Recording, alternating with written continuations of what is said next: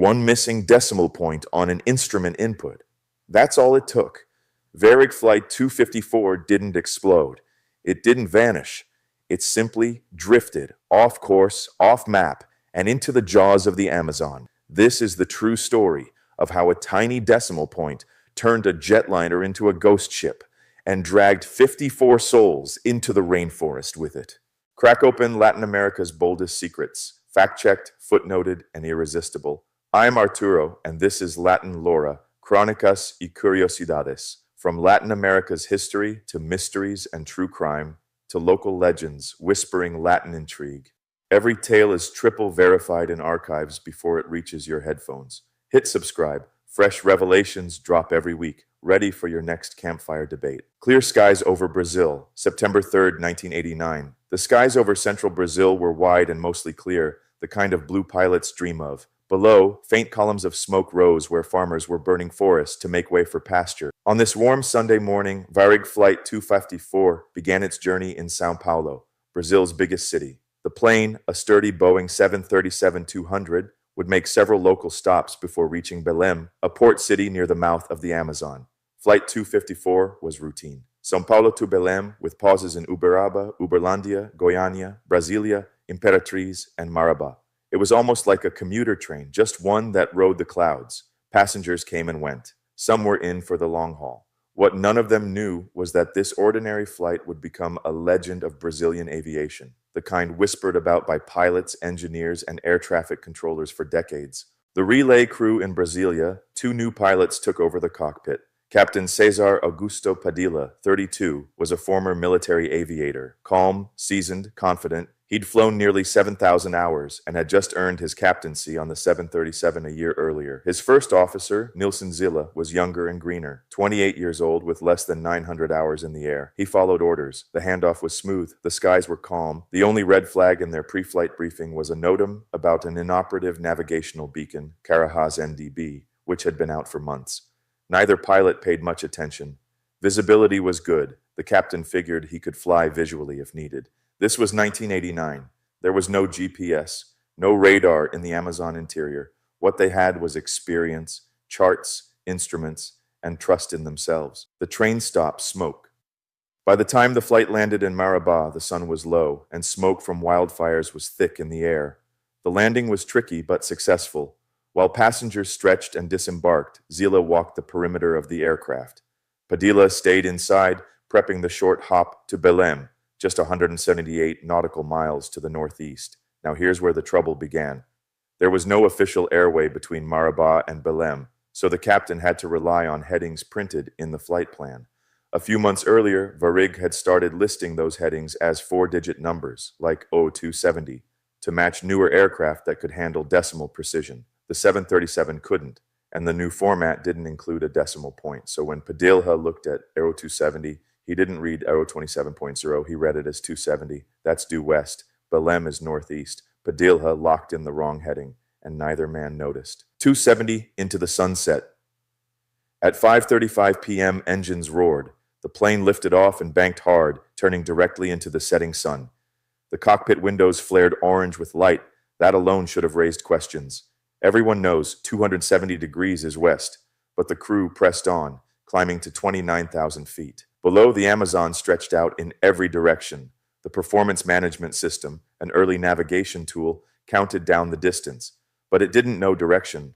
The number of miles left to destination was dropping, just as it would on any flight. That only reinforced the captain's belief that they were on course. Radio silence, growing doubt. About 20 minutes later, things started getting weird. They couldn't reach Belém's VOR, its main radio beacon. The frequency was pure static. Confused, they tried HF radio instead of the standard VHF. That worked. They got hold of a lone information officer who relayed messages between them and Belém's actual tower. Another aircraft inbound to Belém reported no issues, which could only mean one thing. Flight 254 wasn't anywhere near Belém, but Padilla wasn't ready to admit that.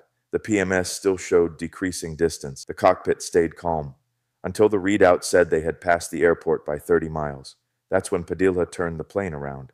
Still certain Belém was out there, somewhere behind them in the dusk.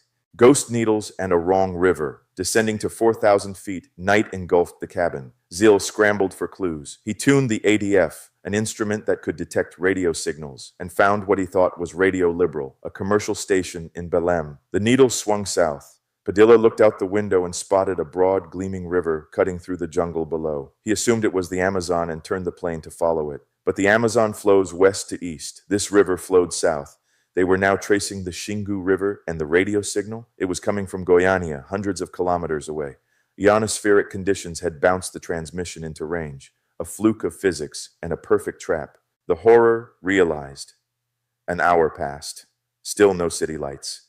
The Southern Cross constellation glittered in front of them. Wait, that's a southern star.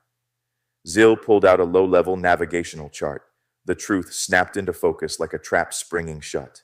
They'd flown 270 degrees, due west, instead of 027 degrees northeast. For 2 hours, over 700 kilometers in the wrong direction. Fuel was dropping fast. But instead of declaring a mayday or requesting vectors back to Marabá, Padilla stayed silent. He still believed they could find Belém, or something. He climbed to 8,500 feet, looking for beacons. The ADF needles twitched. More ghosts. Signals from the wrong stations, bouncing on the same cursed ionosphere. Fuel exhaustion, 8:35 p.m. One engine sputtered, then died. The jet glided on. Seconds later, the second engine failed. Then the APU went dark. No power, no lights, no hydraulics, just wind screaming past the fuselage and battery-powered instruments dimly glowing in the dark. The cabin filled with crying. Some prayed. Others raided the liquor cart in raw desperation. The pilots extended flaps, but without fuel to cool the hydraulic pumps, the system overheated.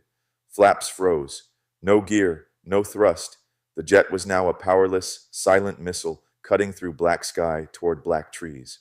Impact, 8:50 p.m. The 737 skimmed the treetops at 115 knots. Both wings tore off instantly. The fuselage plowed ahead, trees pounding the belly until it slammed to a stop in the jungle floor. 15 Gs of force. Seats broke loose. 8 people died instantly, but 46 survived, a miracle and a problem. They were lost, deep in the Amazon. No fire, thanks to empty tanks. No locator signal, because the ELT had to be submerged in water to activate. Passengers filled buckets with melted ice and urine.